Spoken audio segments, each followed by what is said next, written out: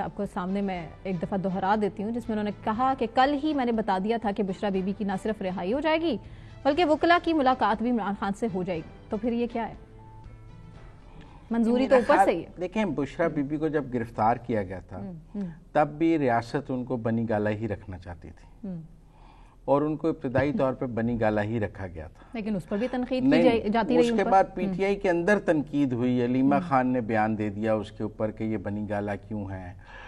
وہ اس بیان پر انہوں نے خود عدالت سے درخواست کی کہ مجھے جیل شفٹ کیا جائے. حکومتی تنقید بھی تھی. نہیں، حکومت نے تو خود بنی گالہ رکھا ہوا تھا اور وہ بنی گالہ رہ نہیں سکتی تھی اپنی بنی گالہ کی مرضی کے بغیر. جس کا بنی گالہ ہے اس کی مرضی سے ہی کوئی بنی گالہ میں رہ سکتا ہے نا. تو میرے خیال میں وہ اس کے بعد انہوں نے خود پٹیشن کی کہ مجھے جیل میں شفٹ کر دیا جائے، کیونکہ پارٹی میں تنقید تب بھی ہوئی کہ ان کی ڈیل ہو گئی ہے اور یہ ڈیل کی وجہ سے بنی گالہ ہے. اچھا، آج جب وہ رہا ہو گئی ہیں تب بھی یہی ہے کہ جی ڈیل ہو گئی ہے اور وہ ڈیل کی وجہ سے رہا ہوئی ہیں، ورنہ بانی پی ٹی آئی تو رہا نہیں ہوئے ہیں. جب بانی پی ٹی آئی رہا نہیں ہوئے ہیں تو یہ کیسے رہا ہو گئی ہیں؟ سوال سادہ یہ ہے کہ اگر یہ بانی پی ٹی آئی سے پہلے رہا ہوئی ہیں تو پھر کوئی ڈیل ہوئی ہے. لوگوں کی رائے یہ ہے نا، ایک عمومی رائے یہ ہے کہ یا تو بانی پی ٹی آئی کی اور ان کی اکٹھی ضمانت ہوتی. نہیں، توشہ خانہ میں تو پہلی بات بشرا بی بی قصوروار ہیں کیسے؟ پہلے تو ہم اس پر روشنی ڈالیں. اچھا، یہ مطلب ہم یہاں کو آئینی معاملات تو قانونی تو طے کرنے بیٹھے نہیں، ہم تو سیاسی بات کرنے کے لیے بیٹھے ہیں. کہتی ہے یہی وجہ کہ عدالت میں آپ کو کہوں کہ وہ آڈیو سنا دیں جس میں وہ تحفوں کی بات کر رہی ہیں.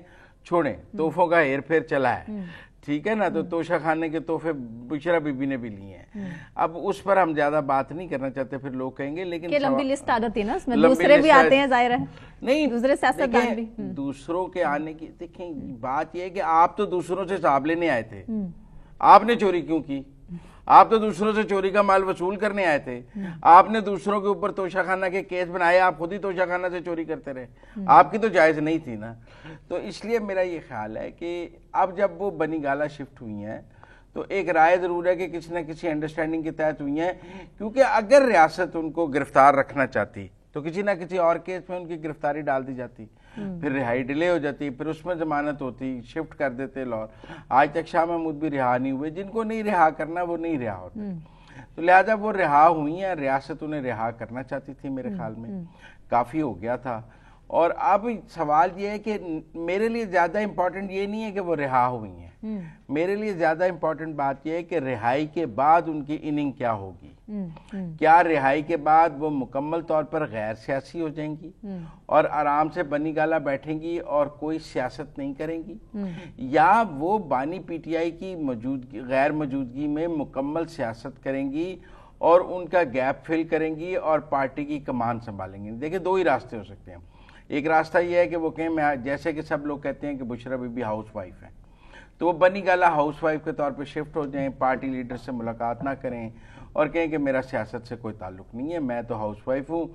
ہفتے میں ایک دن خان کو ملنے جائیں، بانی پی ٹی آئی کو اڈیالہ میں، ان سے ملیں اور واپس آ جائیں. جیسے کہ آج انہوں نے کبھی پریس ٹاک نہیں کی، آج رہائی ہونے کے بعد انہوں نے پریس ٹاک نہیں کی، کوئی پریس کانفرنس نہیں کی، وہ کوئی انٹرویو نہ دیں، وہ خاموش رہیں.